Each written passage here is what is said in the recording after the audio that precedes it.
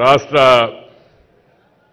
ముఖ్యమంత్రి వర్యులు మిత్రులు శ్రీ రేవంత్ రెడ్డి గారు, ఉప ముఖ్యమంత్రి బట్టి విక్రమార్క గారు, శ్రీ కృష్ణారావు గారు, అలాగే ఇతర మంత్రి వర్యులు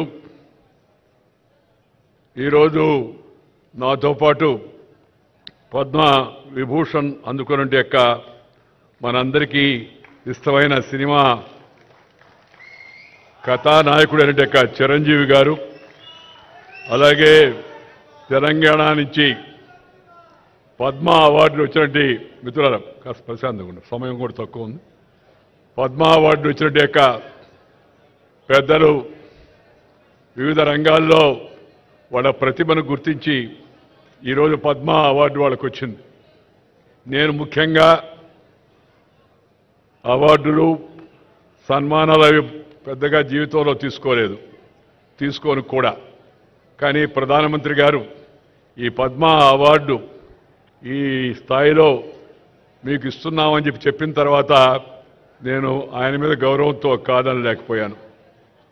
ఒక సామాన్య రైతు కుటుంబంలో పుట్టి 4 కిలోమీటర్లు నడిచి స్కూలుకు వెళ్ళి తెలుగు మీడియంలో చదువుకొని అంచెలంచెలుగా ఆ స్థాయికి వెళ్ళిన నాకు కేంద్ర ప్రభుత్వం ఆ గౌరవాన్ని ఇచ్చింది అవుతుందో దానికి నేను కేంద్ర ప్రభుత్వానికి ధన్యవాదాలు చెప్తున్నా, వినమ్రంగా ఆ అవార్డుని స్వీకరిస్తున్నానని చెప్పాను ఆ రోజు. ఈరోజు రాష్ట్ర ముఖ్యమంత్రి శ్రీ రేవంత్ రెడ్డి గారిని నేను అభినందిస్తున్నాను. ఎందుకంటే ఒక మంచి ప్రతిభ ఉన్న వ్యక్తులను గుర్తించి కేంద్రం వాళ్ళకి పద్మ పురస్కారాలు ఇవ్వడం ఒక ఎత్తు అయితే, అలాంటి పురస్కారాలు అందుకున్న వారిని, మన తెలుగు వారిని ఈ రాష్ట్రంలో పిలిచి సన్మానించాలని చెప్పి అనుకోవడం అవుతుందో ఇది మంచి సాంప్రదాయం అని చెప్పని నేను భావిస్తున్నా. సాంప్రదాయానికి నాంది పలికిన రేవంత్ రెడ్డి గారిని హృదయపూర్వకంగా అభినందిస్తున్నా. నాకన్నా చిన్నవాడు కాబట్టి ఆశీర్వదిస్తూ ఉన్నాను. శ్రీ రేవంత్ రెడ్డి నాకు చిన్నప్పటి నుంచి తెలుసు. చైతన్యశీలి, ఉత్సాహవంతుడైన యువకుడు.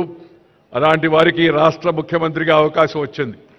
ఆయన హయాంలో మరిన్ని మంచి పనులు జరగాలని, తెలంగాణ యొక్క సర్వతోముఖ అభివృద్ధికి ఆయన పూర్తిగా కృషి చేస్తారని నమ్మకం నాకుంది. దానికి ప్రజల యొక్క ఆశీస్సులు కూడా ఉంటాయని చెప్పని నేను భావిస్తూ ఉన్నాను. ఈరోజు ఈ పద్మ అవార్డులు ఇచ్చిన వాళ్ళని మీరు గమనించండి. మనం చిన్నప్పటి నుంచి చూస్తూ ఉన్నాం పద్మ అవార్డులు. కానీ ఇలాంటి పరిస్థితి ఇంతకుముందు పెద్దగా రాలా మనకి. పద్మ విభూషణ్ వచ్చిన వాళ్ళ గురించి నేను మాట్లాడడం లేదు.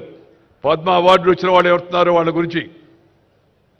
ఎందుకంటే మట్టిలో మాణిక్యాలను ఆ వాసన పట్టి గుర్తించి బయటకు తీసినట్టుగా ఈ మహానుభావులను, మహా వ్యక్తులను కేంద్ర ప్రభుత్వం నరేంద్ర మోడీ గారు వారికి గుర్తించి పద్మ అవార్డులు ఇవ్వడం ఒక కొత్త సాంప్రదాయం. ఏంటంటే రికగ్నైజింగ్ ది అన్రికగ్నైజ్డ్, గుర్తింపు పొందని యొక్క వ్యక్తులకు గుర్తింపునివ్వడం అనే కార్యక్రమం కింద ఈ మంచి సాంప్రదాయాన్ని చేపట్టారు.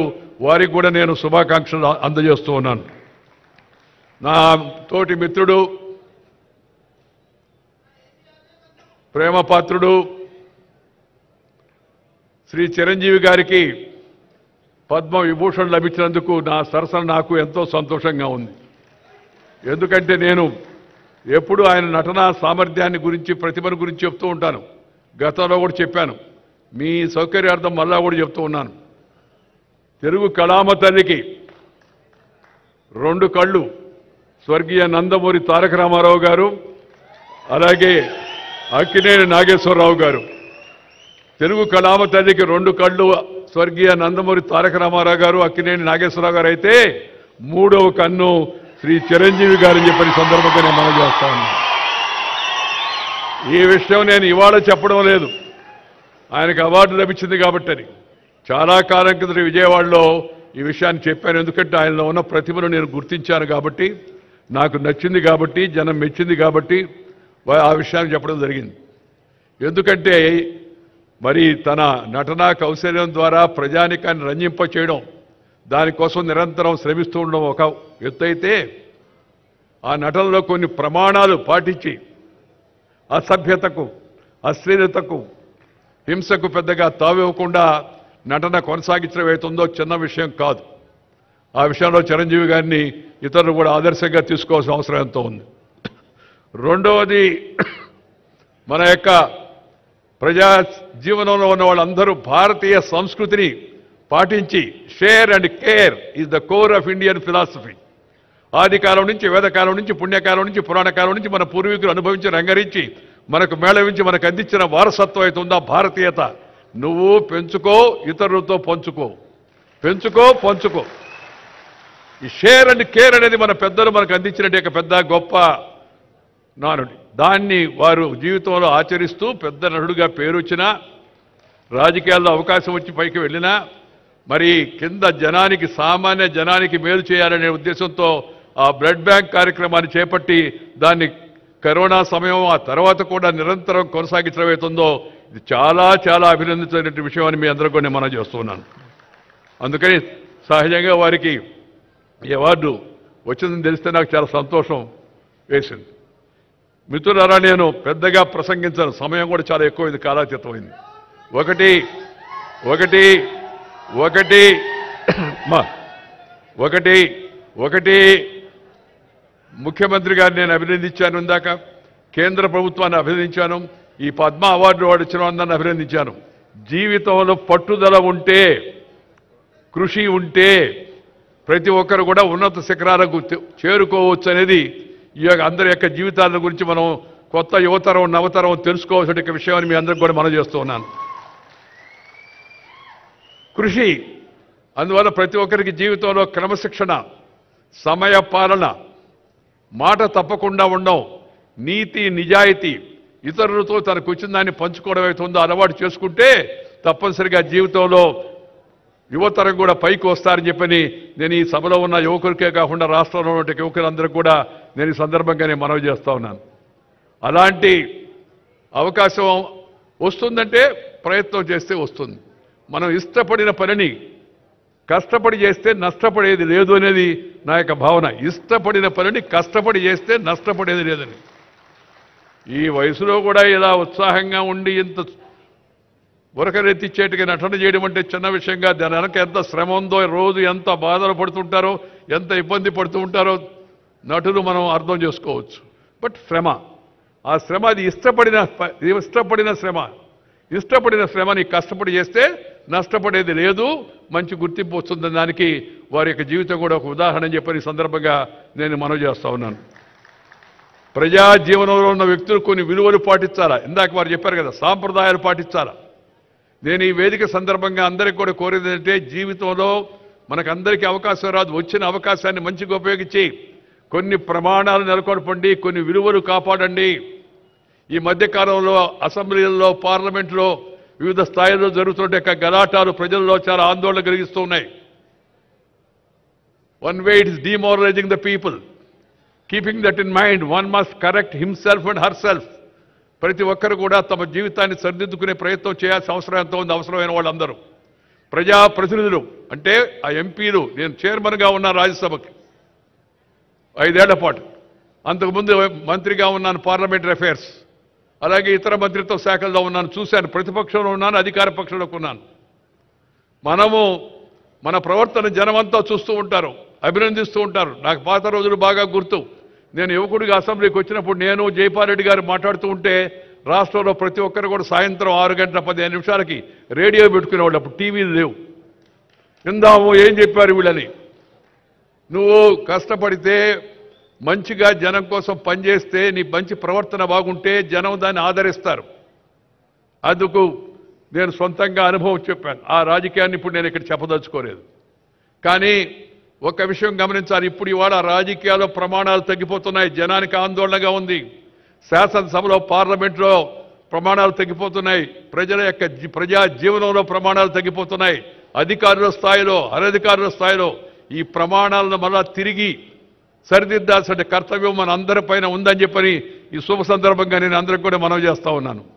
ఆ మధ్య కొందరు అడిగారు ఒక మీటింగ్లో నన్ను, సోదరీమణులు, సార్ భలే భయంకరంగా ఉంది సార్ పరిస్థితి, ఏముందమ్మా అంటే, అది వినాలంటేనే మీరు టీవీ పెడితే, రేడియో పెడితే చూద్దామంటే అది పెడితే ఆ మాటలు బూతులు మాట్లాడుతూ ఉన్నారు సార్ ఎమ్మెల్యేలు అని చెప్పారు. నేను చెప్పానమ్మా దానికి సమాధానం మీ చేతిలో ఉందని. మా చేతిలో ఎట్టుంటుంది సార్, వాళ్ళు జోలికిపోతే మమ్మల్ని ఏమైనా చేయరా అన్నారు. ఏం లేదమ్మా, మీ చేతిలోనే ఉంది. ఈ బూతులు మాట్లాడే వాళ్ళకి పోలింగ్ బూతులోనే సమాధానం చెప్పండి అని చెప్పాను. వాళ్ళకి ముందు అర్థం కాల, ఏంద్రా బూతులు మాట్లాడేవాడికి బూతులో సమాధానం చెప్పండి అడిగినాని. పోలింగ్ బూత్లో లోపలికి వెళ్ళి గుడ్డ ముసుగేసి ఉంటుంది, లోపల బటన్ నొక్కితే ఫినిష్ అయిపోద్ది కార్యక్రమం. ప్రజాస్వామ్యంలో ప్రజలు రుజువర్తన లేని వారిని, నీతి నిజాయితీ లేని వారిని, ఇతర విషయాలపై ఆధారపడి జనాన్ని రెచ్చగొట్టి గెలిచే వాళ్ళని తగిన గుణపాఠం వాళ్ళకి చెప్పాల్సిన అవసరం ఉంది. సమయం ఆసన్నమైంది. ప్రజలు మంచిగా ఉండేటికి ఎన్నుకున్నాను కానీ ఎన్నుకుంటే ప్రజలకు కూడా మంచి జరుగుతుంది. కులం పేరుతో, మతం పేరుతో, వర్గం పేరుతో, వర్ణం పేరుతో, జిల్లా పేరుతో, భాష పేరుతో జనాన్ని చీల్చే ప్రయత్నాలు చేయకూడదు. అందుకని నేను ఎప్పుడు ఒక మాట చెప్తుంటాను, ఆ మాట చెప్పి ముగిస్తాను. Character, calibre, capacity and conduct ఉన్న వ్యక్తులను ఎన్నుకోవాలా.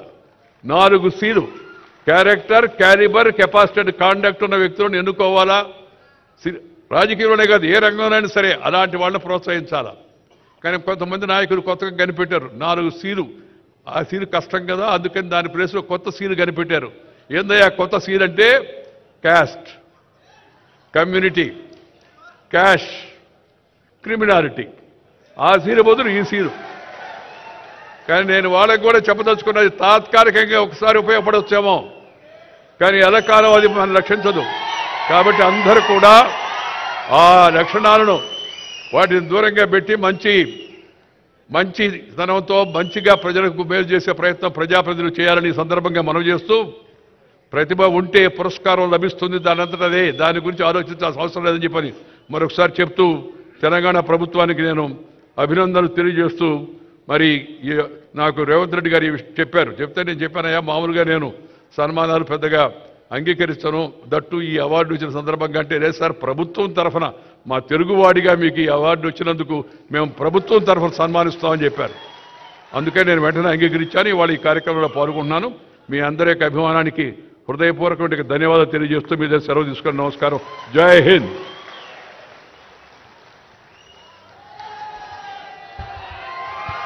ఆంధ్ర నిఘంటువు గౌరవనీయులు వెంకయ్యనాయుడు గారు ఇంగ్లీష్ డిక్షనరీ జయపాల్ రెడ్డి గారిని కూడా గుర్చేశారు వేదిక పైన. వారిరువురి ఆ కాలంలోని విలువల్ని కూడా మనకు అందజేశారు. వారికి ధన్యవాదాలతో, ప్రజాపాలనా సంకల్ప బలం సామాన్యుల సంతృప్తి